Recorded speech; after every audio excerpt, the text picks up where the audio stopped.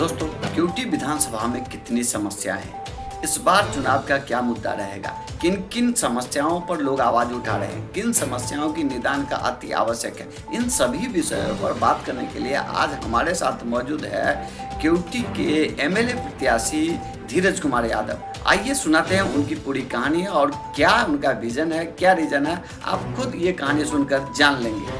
आइए तो बात करते हैं धीरज यादव से।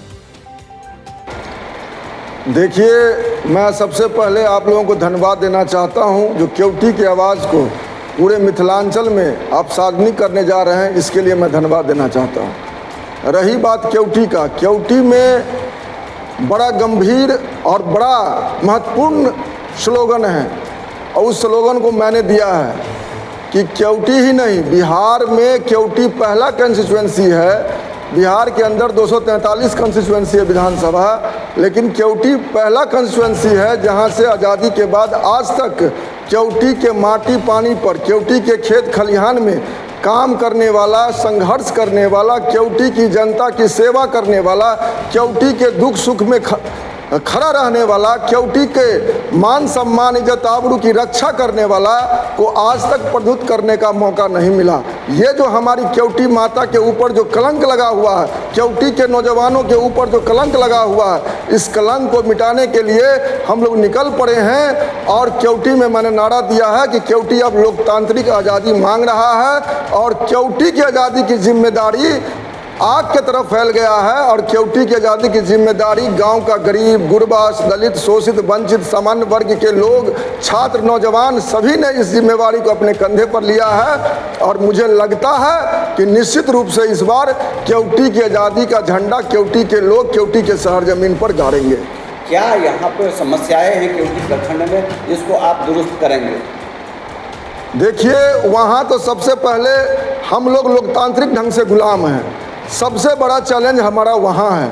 और दूसरी बात, जो बाहरी लोग हैं, जो वोट के सौदागर हैं, वो आपको सौतेलापन का लगातार वहाँ व्यवहार करते रहे हैं। क्यूटी की जनता से उसको कोई लेना देना नहीं है। क्यूटी की जनता से कीमती वोट ले करके वो अपने सुख सुविधा में लगे रहते हैं। क्यूटी में आपको जाइएगा तो जान करके आश्चर्य होगा, जब हिंदू बनता है एमएलए तो मुसलमान गांव में विकास की रोशनी नहीं जाती है, जब मुसलमान बनता है तो हिंदू गांव में नहीं जाता है। लेकिन हम लोग उस विचारधारा के लोग हैं, जब कोई हमारा हिंदू भाई अगर ज़मीन लिखाता था तो उसमें सनाक जो है मुसलमान भाई रहते थे। ये भाईचारगी जो है हिंदू मुसलमान सिख ईसाई की भाईचारगी जो है, सबसे पहले हम वहाँ कायम करने का काम करेंगे। नौकरशाह जो है माननीय के जो हाथ का खिलौना बना हुआ है, और इस चीज़ को हम लोग ख़त्म करेंगे। क्यूटी के अंदर जो है, ब्लॉक के अंदर व्याप्त भ्रष्टाचार है। लोग जो है अपने मन के अनुसार वीडियो लाता, अपने मन के अनुसार सीओ लाता,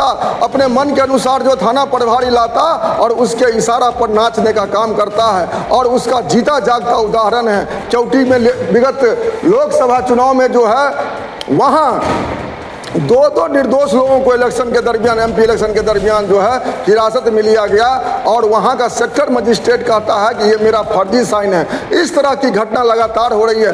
ब्लॉक में चले जाइए, आपको राशन कार्ड के नाम पर, बनाने के नाम पर 3000 रुपया घूस लिया जाता है। आप थाना में चले जाइए, एक भी FIR जो है आपको बिना घूस का नहीं लेता है। आपको जो है सो कन्या विवाह योजना का बरसों बरस से जो है आपको जो है पेंडिंग पड़ा हुआ है। आपको पारिवारिक लाभ का जो है पैसा सही से नहीं दिया, सारे चीज में घूस पेज पर जो है सो काम हो रहा है। और सबसे बड़ी महत्वपूर्ण बात है, मैं तो वहाँ विधायक नहीं हूँ, लेकिन सच्चा जनसेवक हूँ और सच्चा क्यूटी के सपूत होने के नाते वहाँ जो एक्सीडेंट में जो लोग मरते थे, आपको जो है आपदा में मरते थे, वहाँ 4 लाख की राशि में भी बंदर बांट होता था। और 4 लाख की राशि में जो है 2 लाख रुपया जो दलाल लेते थे और 2 लाख रुपया जो है लाभार्थी को मिलता था। लेकिन धीरज यादव जब से इस क्यूटी का बीड़ा उठाया है, 4 लाख गरीबों के जो है सो हाथ में जाता है। वो चतरा की घटना हो, हमने 4 लाख रुपया दिलवाने का काम किया। वो कृष्णा गुप्ता की हत्या हो, उसमें हमने 4 लाख रुपया दिलवाने का काम किया। वो आपको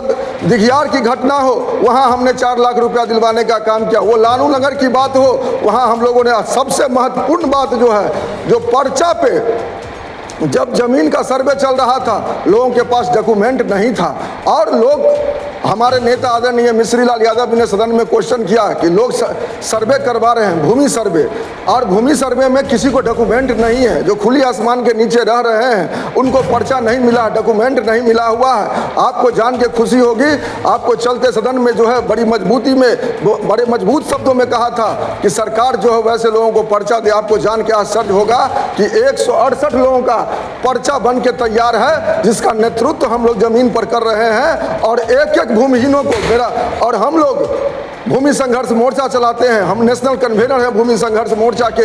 हम लोगों के नेतृत्व में लगातार जो है सीओ और बीडीओ को घेरा जा रहा है, और वैसे पर्चाधारियों को हम जो है निश्चित रूप से पर्चा दिलाने का काम करेंगे। वो धगामा की बात हो, वो लालू नगर की बात हो, वो छाछा पर्ती की बात हो, वो आपको फुलकाही महंत की बात हो, वो आपको जो है बनवारी की बात हो, जहाँ जहाँ जमींदार बसा हुआ है और लोगों को पर्चा नहीं है, सब लोगों को हम लोग पर्चा देंगे और एक सुंदर चौकी बनाने का काम करेंगे।